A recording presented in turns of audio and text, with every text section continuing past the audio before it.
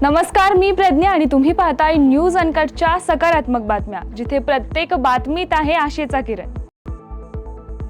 आपली संस्कृती, संतांचे विचार, परंपरा जगापर्यंत पोहोचवण्यासाठी आधी ते पुढील पिढीपर्यंत पोहोचवणं आवश्यक आहे।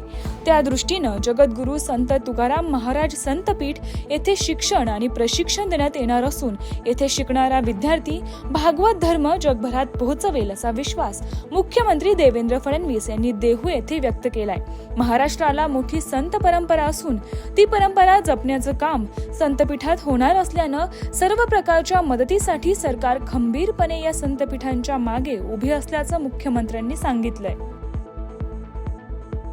काही दिवसांपासून जोरदार पाऊस सुरू असल्यानं मुंबईसाठी महत्त्वाचा समजला जाणारा पवई तलाव पूर्ण भरून वाहू लागला आहे।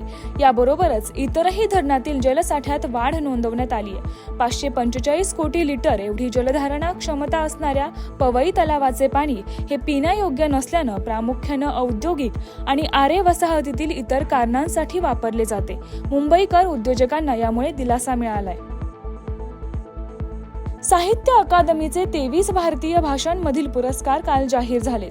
त्यात मराठीतील ज्येष्ठ साहित्यिक डॉक्टर सुरेश सावंत आणि तरुण लेखक प्रदीप कोकरे यांना पुरस्कार जाहीर झालाय। डॉक्टर सुरेश सावंत यांच्या आभाळ माया कविता संग्रहाला बाल वाङ्मय तर प्रदीप कोकरे यांच्या खोल खोल दुष्काळ डोळे या कादंबरीला युवा वाङ्मय पुरस्कार जाहीर झालाय।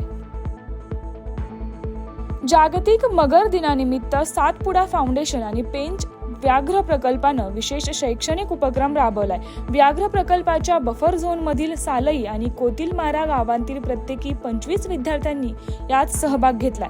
नागपूर परिसराची जीवनरेखा असलेल्या पेंच नदीकाठची विद्यार्थ्यांनी सफर केली आहे। पेंच नदीत नुकत्याच झालेल्या सर्वेक्षणात 53 मगरी आणि त्यांच्या अंडी घालण्याच्या अनेक जागा आढळल्यात।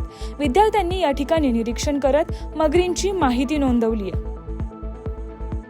राज्यात आता दरवर्षी 22 जुलैला देशी गोवंश जतन दिन साजरा होणार आहे।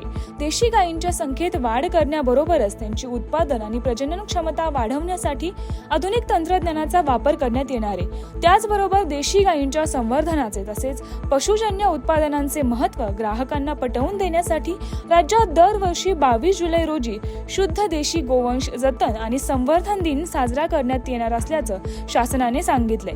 महाराष्ट्र गोसेवा आयोगाचे अध्यक्ष शेखर मुंदडा यांनी ही माहिती दिली आहे। केंद्रीय सरकार आरोग्य योजनेच्या लाभार्थ्यांना आता उपचार घेणं सोपं झालंय। ही योजना पूर्णपणे डिजिटल आणि अधिक सोयीस्कर करण्यासाठी केंद्र सरकारनं योजनेत 5 मोठे बदल केले आहेत। लाभार्थ्यांना पॅन कार्डशी जोडलेला एक कोड देण्यात येणार असून त्यामुळे सर्व कुटुंबाचे रेकॉर्ड एकाच ठिकाणी उपलब्ध असणार आहे। या बदलानंतर आता रुग्णांना उपचारांसाठी रांगेत उभं राहण्याची किंवा पेमेंट स्लिप बाळगण्याची किंवा कागदपत्रे वारंवार दाखवण्याची आवश्यकता राहणार नाहीये। देशातील पहिली पाणबुडी विरोधी युद्धनौका INS अर्नाळा बुधवारी विशाखापट्टणम येथील नेव्ही डॉकयार्डमध्ये कार्यान्वित करण्यात आली आहे। CDS जनरल अनिल चव्हाण यांच्या हस्ते या जहाजाचं उद्घाटन करण्यात आले। महाराष्ट्रातील वसई येथील ऐतिहासिक अर्नाळा किल्ल्यावरून या जहाजाला हे नाव देण्यात आले। हे जहाज हिंदी महासागरात उथळ पाण्यात शत्रूच्या पाणबुड्या शोधून त्यांना निष्क्रिय करण्याची महत्त्वाची भूमिका निभावणार आहे। बुधवारी देशात चांदीच्या किमतीनं नवीन उच्चांक गाठलाय। इंडिया बुलियन अँड ज्वेलर असोसिएशननुसार काल 1 किलो चांदीची किंमत 450 रुपयांनी वाढून 1,09,550 रुपये झाली आहे। ही चांदीची आतापर्यंतची सर्वोच्च किंमत असून चांदीमध्ये गुंतवणूक केलेल्यांना चांगलाच फायदा होताना दिसतोय। या बातमीसह न्यूज अनकटच्या सकारात्मक बातम्यांमध्ये इथेच थांबूया। अशाच आशादायी बातम्यांसाठी पाहत रहा न्यूज अनकट।